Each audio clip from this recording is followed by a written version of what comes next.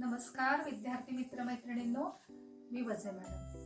आज आपण काय करूया, 10वी स्टेट बोर्ड म्हणजे महाराष्ट्र बोर्ड किंवा CBSEच्या पुस्तकामध्ये लेन्स हा जो भाग आहे त्याच्यामधला एक क्वेश्चन आपण बघूया. बघा, मी ते बोर्डवरती क्वेश्चन लिहिलेला आहे. An object kept 60 cm from a lens gives a virtual image 20 cm in front of the lens.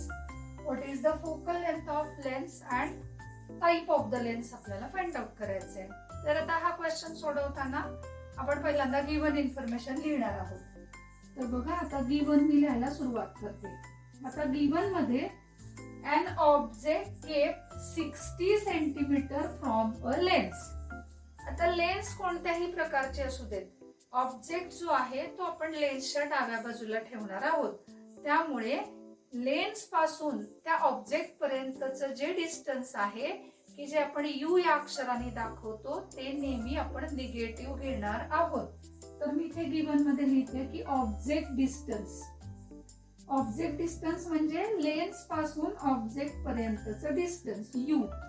आता हे मी लिहिले इथे 60 सेंटीमीटर. आता त्याच्या पुढची समजून घेण्याची जी गोष्ट आहे ती म्हणजे व्हर्च्युअल इमेज. काय करते मी इथे एक लेन्स काढते, कॉन्व्हेक्स लेन्स काढते. आपल्याला माहिती नाही आहे टाइप ऑफ लेन्स काय आहे. तो आहे प्रिन्सिपल ऍक्सिस, बरोबर.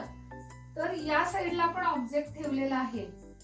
आता जेव्हा तुमची इमेज या साइडला मिळेल, म्हणजे ह्या जो ऑप्टिकल सेंटर आहे हा ऑब्जेक्ट आहे, या बाजूला जर का तुम्हाला इमेज मिळाली तर ती इमेज आहे व्हर्च्युअल इमेज, आणि या बाजूला मिळाली तर ती इमेज आहे रिअल इमेज. त्यामुळे व्हर्च्युअल इमेज या शब्दामुळे आपल्याला कळलं की इमेज सुद्धा या साइडला तयार झालेली आहे. म्हणजे कुठे, लेन्सच्या डाव्या बाजूला. लेन्सच्या डाव्या बाजूला जर तयार झाली तर ते आपण डिस्टन्स निगेटिव्ह घेतो. त्यामुळे जसं ऑब्जेक्ट डिस्टन्स आपण निगेटिव्ह घेणार आहोत तसं इमेज डिस्टन्स म्हणजे काय की लेन्स पासून इमेज पर्यंतचं डिस्टन्स की जे आपण V या अक्षराने दाखवणार आहोत ते सुद्धा आपल्याला निगेटिव्ह घ्यायचं आहे, कारण इमेज व्हर्च्युअल आहे. आता टू फाइंड, काय मला फाइंड आउट करायचंय, तर मला फाइंड आउट करायची आहे फोकल लेंथ F या अक्षराने दाखवणार आहे. आता मी इथे म्हणते बाय युजिंग लेन्स फॉर्म्युला. आता लेन्स फॉर्म्युला काय आहे तो तुम्हाला पाठ आहेच, तर तो मी इथे लिहिते की 1/V minus 1/U is equal to 1/F. 1/V 1 हे -20 ब्रॅकेट मध्ये टाकायचं, मायनस हे -60. आता हे मला माहिती आहे की हे मायनस इंटू मायनस प्लस होणार वगैरे, पण काय विद्यार्थ्यांना कधी कधी गोंधळ होतो साइन मध्ये, त्यामुळे काही साइन वगैरे चेंज करू नका. आता हे मी करते क्रॉस मल्टिप्लाय, -60 हे सबट्रॅक्शन वाला मायनस साइन, हे क्रॉस मल्टिप्लाय केलं -20 डिवायडेड बाय -20 इंटू -60 झालं 1/F. आता इथे काय होईल, -60, ठीक आहे, आणि हे minus into minus +20 divided by 6 into 2 12 आणि प्रोडक्ट आला पॉझिटिव्ह. आता पुढे डिफरंट साइन असतील तर do subtraction and give the sign of greater number. म्हणून आन्सर आला -40. आधी मी सबट्रॅक्शन केली आणि मग ग्रेटर नंबरचं साइन दिलं.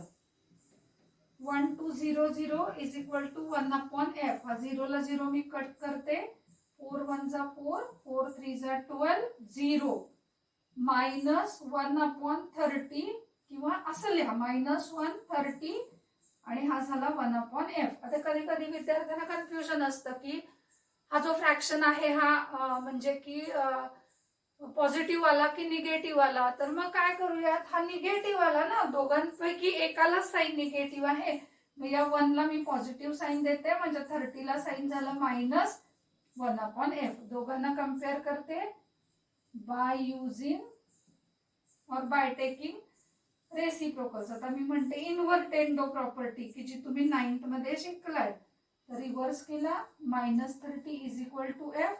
सो एफचा आन्सर आलं माझं -30 सेंटीमीटर.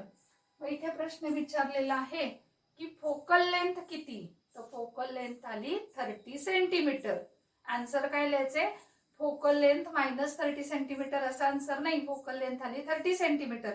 बट व्हाय निगेटिव्ह, तर दोन प्रकारच्या लेन्स आहेत, एक आहे कॉन्व्हेक्स आणि दुसरी आहे कॉन्केव्ह, बरोबर. तर कॉन्व्हेक्स लेन्स जी आहे त्या कॉन्व्हेक्स लेन्सची फोकल लेंथ येते पॉझिटिव्ह आणि कॉन्केव्ह असेल तर फोकल लेंथ येते निगेटिव्ह. का बरं, तर ह्याचा प्रिन्सिपल फोकस या दिशेला मिळतो आणि ह्याचा प्रिन्सिपल फोकस या दिशेला मिळतो. पण प्रश्न काय आहे, कॉन्केव्ह किंवा कॉन्व्हेक्स हा शब्दच वापरला नाहीये, तर काय म्हटलंय, कॉन्व्हर्जिंग और डायव्हर्जिंग. तर कॉन्व्हर्जिंग लेन्स म्हणजे ही कॉन्व्हेक्स आणि डायव्हर्जिंग म्हणजे कॉन्केव्ह. तर मग प्रश्नाचं उत्तर काय लिहिणार तुम्ही, it is a diverging lens.